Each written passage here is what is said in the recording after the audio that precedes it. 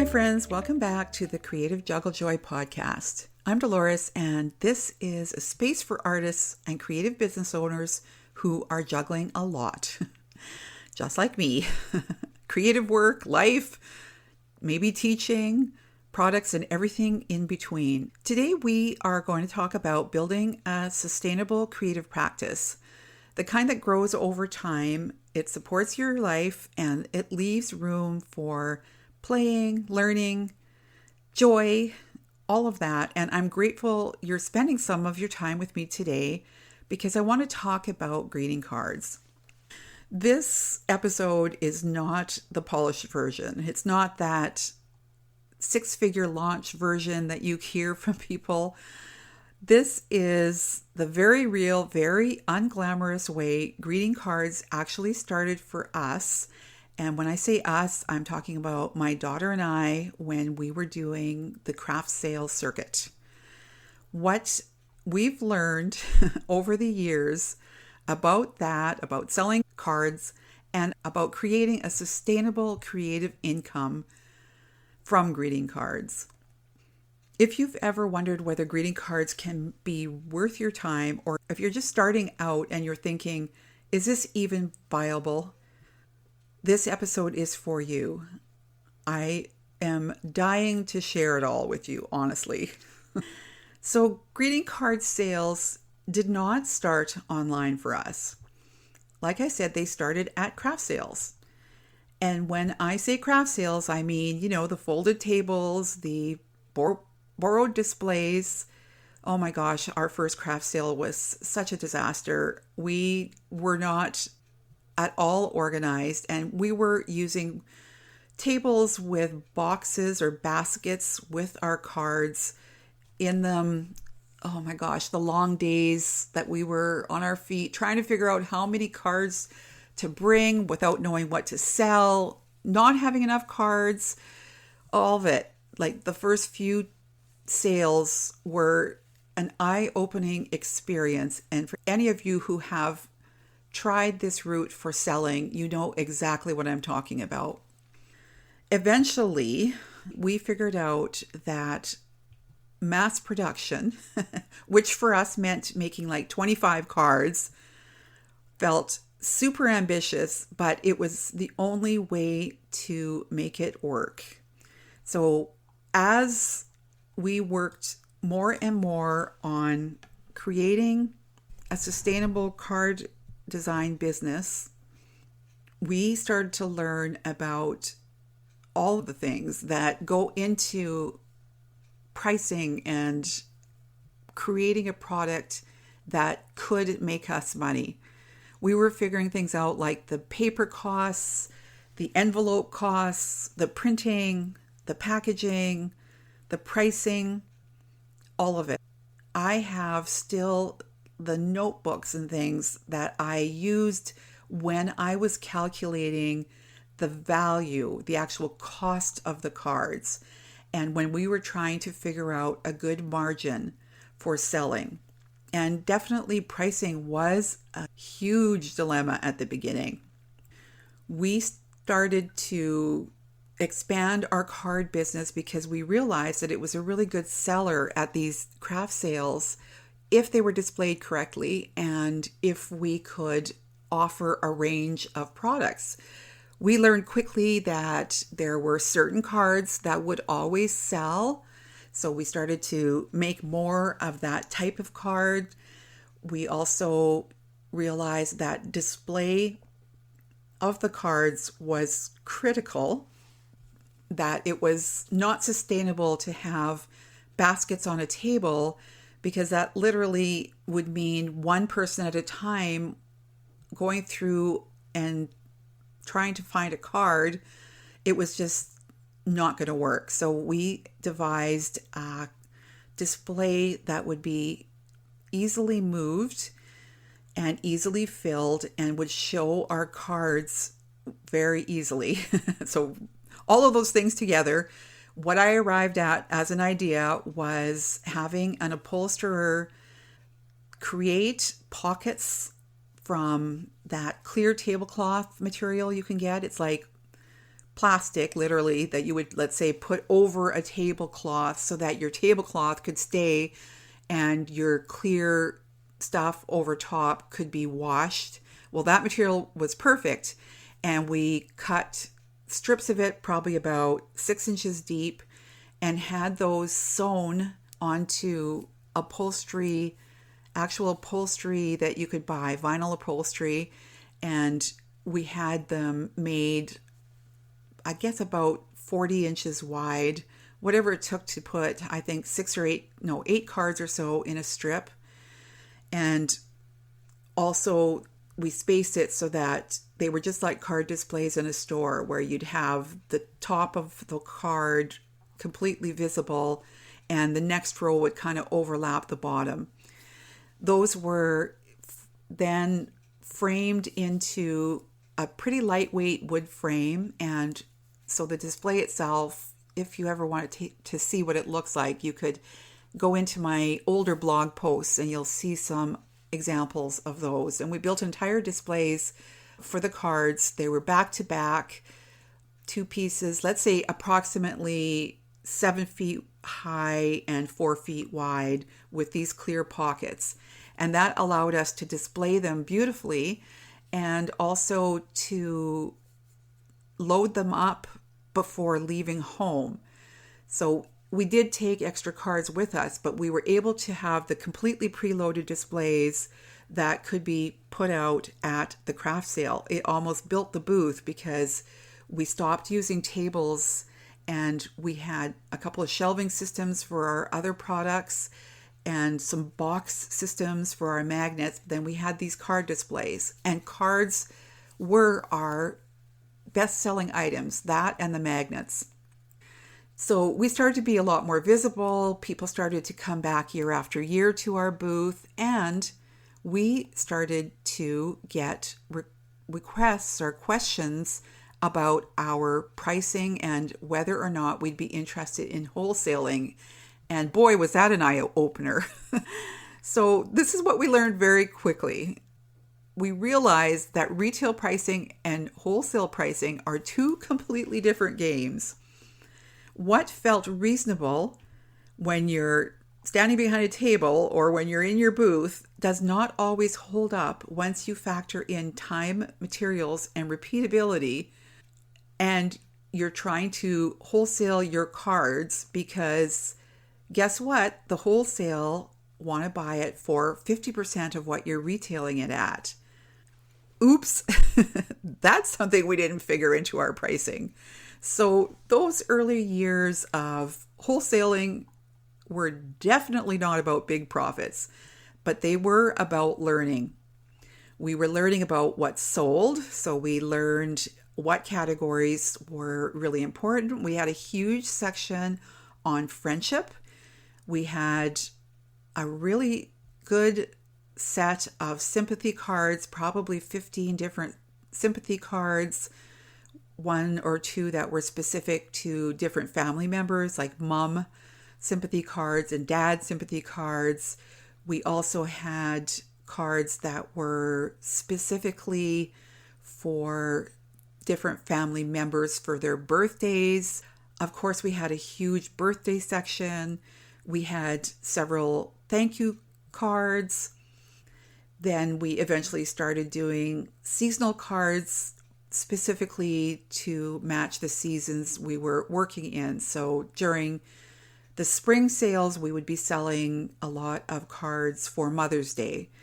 And of course, in the fall, we were selling lots of Christmas cards. And that's when we started to do things like boxed sets.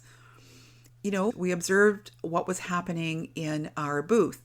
So we were learning what sold. We were learning what people picked up and turned over and looked at and put back down. We were learning how those seasonal cards behave differently than everyday cards. We were also learning things about creating bundles, which became a really huge deal with cards, because we had to work out, and remember, we're factoring into this both wholesale and retail. We were building bundles of 5 cards, 10 cards, and even 20 cards. And one of the most wonderful and rewarding things was having people come up, and these would be often our repeat customers. They would come and cash out at 20 cards. They would bring a bundle of 20 cards, and often they would pair the cards with the identical artwork that we had on a magnet. So their gift to whomever, especially if they were mailing it, was to get the Christmas card and then have a coordinating magnet. So we learned a lot about retail. And then that, of course, translated into wholesale because we could tell the store owners what was really selling. So that was a real good way to learn our lessons about the card business. And so my card background goes back at least 25 years. And that was way before anybody was selling stuff online. So why are greeting cards so different than other products? I want to talk about this, and now you know that I'm talking from experience when I tell you about these things. So greeting cards are one of those products that seem simple from the outside, but what they are emotional products. People are buying them for moments, for birthdays, for sympathy, for celebration, and most importantly, for connection. That's why they sell steadily and not necessarily explosively. What's important is that steadiness. Greeting cards, let me be fully transparent here, will not give you overnight success, but they can give you something far more valuable over time, and that's a dependable and layered income. So let's fast forward a little bit to print on demand and general online sales of your cards. So we deal with, and I could say I personally started with a platform called Cardile. Now, Cardile is not like your traditional print on demand. I would suggest that you check it out, but it's not like Zazzle, for example. Cardile is more of, I don't know how you would describe it, but it used to be that the platform was a way for people to send a card to someone else and not have to be physically picking up that card themselves. So it's sort of like print on demand, but it's not wholesale. So in other words, print on demand, you can sell products, you can mark it up, and you can make a certain amount of money. And with Cardile, it's a little bit differently. I would suggest you do a little bit of research about Cardile and check out my Facebook group for the 5-card challenge, because there are a lot of people who have started to adopt selling through Cardile because of the card challenge. There are plenty of people who are also using Greeting Card Universe as a way to sell their cards, and I also do Zazzle, but Cardile is a little bit different in the way it's set up. But I think these types of platforms have changed the landscape entirely. So suddenly, I don't have to print stacks of inventory, right? We aren't currently doing shows, so this is the way I have been selling my cards. I don't need to guess on quantities and things. I just list them.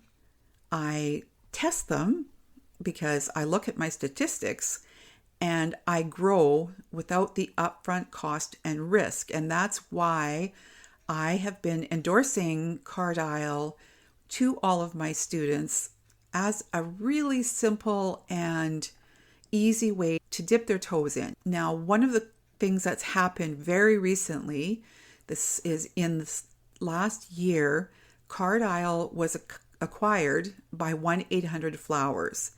So we did have a period of just kind of transition where they were trying to figure out their systems of paying out artists. And I'm happy to say at this point, that's all been worked out.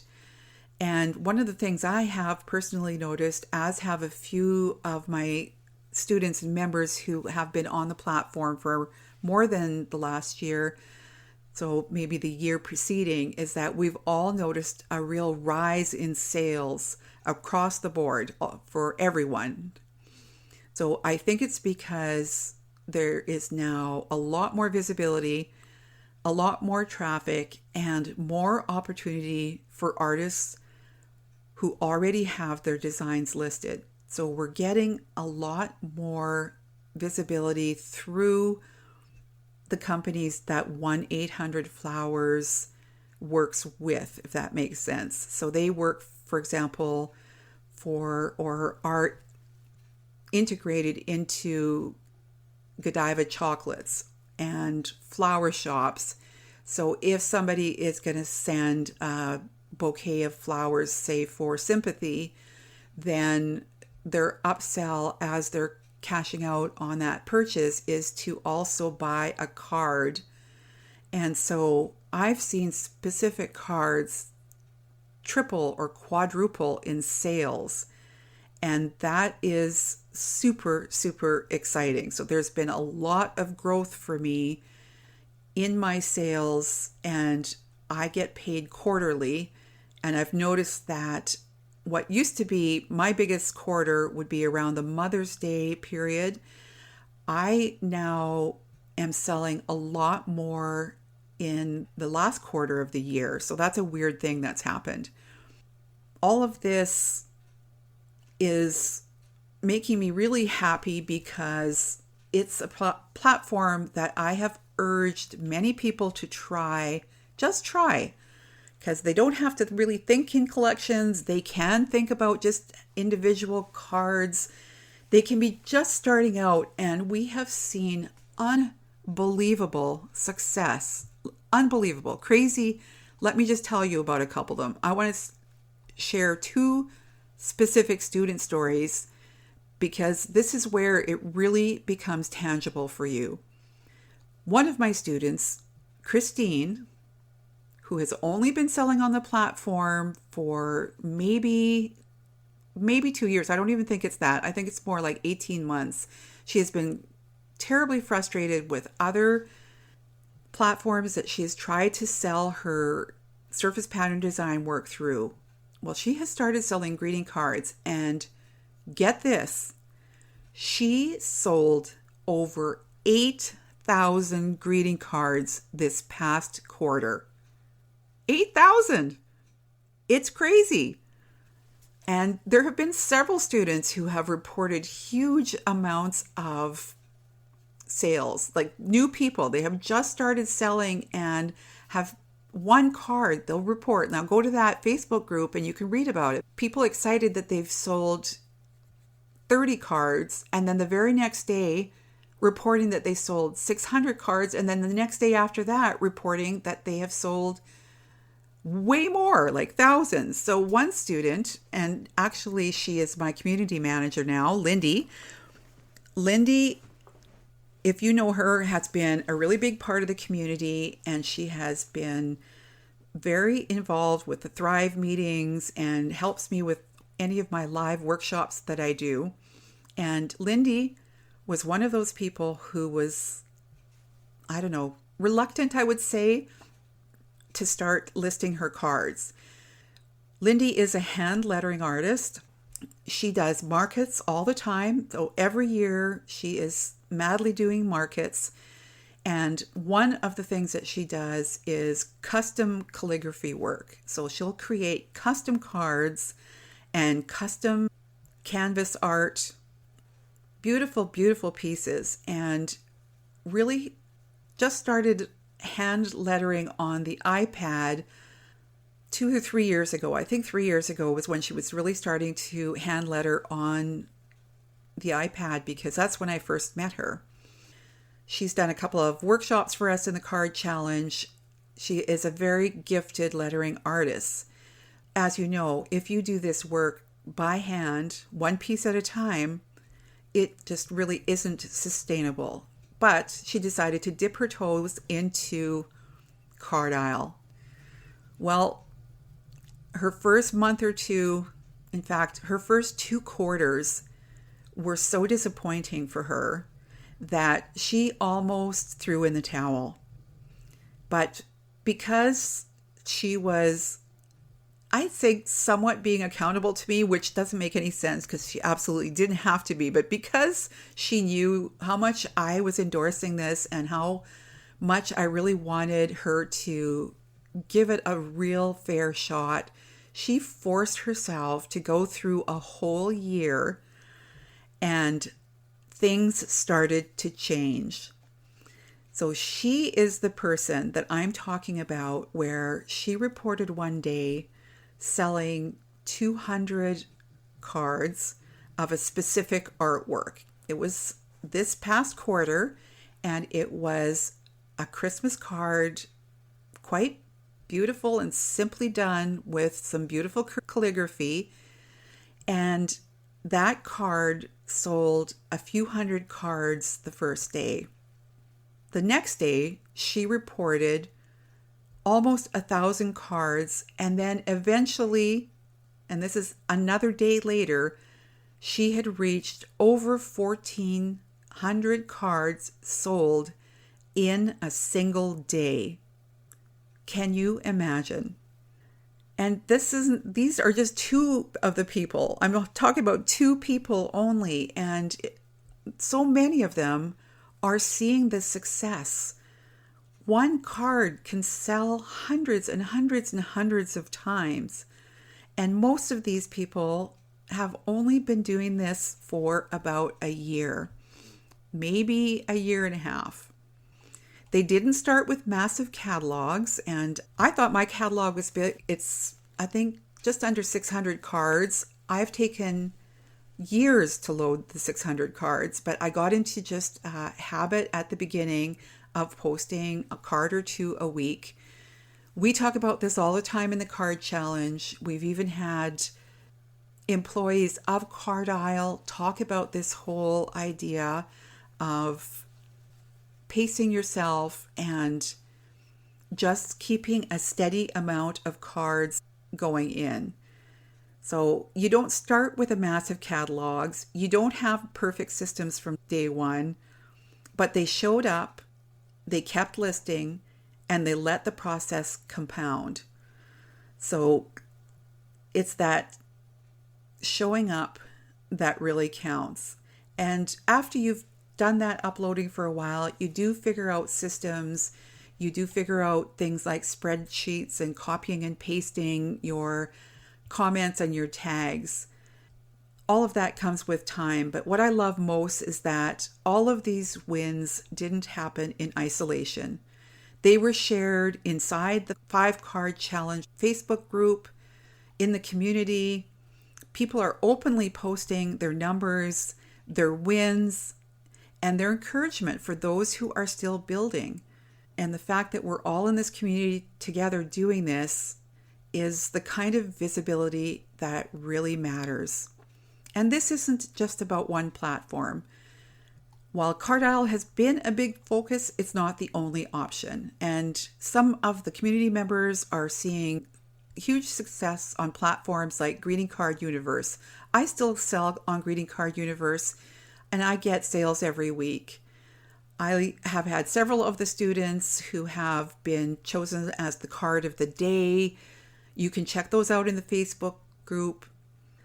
The point is, there's not one right place to sell. The point is that greeting cards as a product category are working quietly, consistently. And when you build your catalog slowly and intentionally, those listings start doing work for you. So just kind of plan it into your week, maybe create your artworks in batches, but have a bunch of cards that you can consistently and slowly, intentionally grow your product catalog. So let's talk about the long view. I want to say this clearly, especially if you are new. Greeting card income is not usually fast. Okay, I'll tell you that because it's 20 cents a card maybe. You can make a little bit more on sites like Zazzle. I think you can set it up to 40 cents a card, but think about that, right? You need to have hundreds of cards sold to actually start building up an income from it. But gosh, it's so satisfying when you start making those sales. Greeting card income is not fast, but it's durable. Just because you have that one card that sells really great one year, it might not be the card that sells really great the next year, but you've got another one there waiting in the wings. Each card you list is a tiny employee working for you over time. That's the way I look at it. You don't need hundreds to start, by the way, and they don't need to be perfect. You just need to keep going. And that's why I still teach and run things like the 5 cards in 5 days challenge. Remember, there's a free part of the challenge that you can access right now and you can get started. Not just because the 5-day challenge will change your life overnight, but because 5 cards, literally those 5 cards can get you moving. They'll help you learn the system and they'll help you break the inertia. You don't even have to tell anybody about it, but if you do want to, you can share in the Facebook group. Just talk about, okay, I'm just starting out. Here goes. Just do it. Just do it and then repeat the process. Repeat it season after season, and you're going to see the results add up. My final thoughts for you, let me kind of reiterate what I was saying, is that greeting cards taught me that sustainable creative income is built in layers. It's built by paying attention. So just like we were paying attention at the craft sales, you'll be doing the same thing, paying attention to your statistics, seeing what cards sell. You'll be learning from doing small things first. You'll be, your systems support you instead of exhaust you. So figure out a system. Maybe on the weekends is when you're doing your illustrating, and then maybe every day of the weekday you're listing 1 card a day or 2 cards a day. Think about that. How many would you have by the end of the year? And the good thing about figuring out a system for it is that you also figure out how to get faster at it. So if you're curious about greeting cards or you've been sitting on designs you've never listed, consider this your gentle nudge. You don't have to do everything. You just have to do the next small things. Thanks so much for spending time with me today. You can find links to the 5 card challenge and the Facebook group and the platforms we talk about in the show notes. And as always, keep creating, keep juggling, and most importantly, keep finding joy in the process.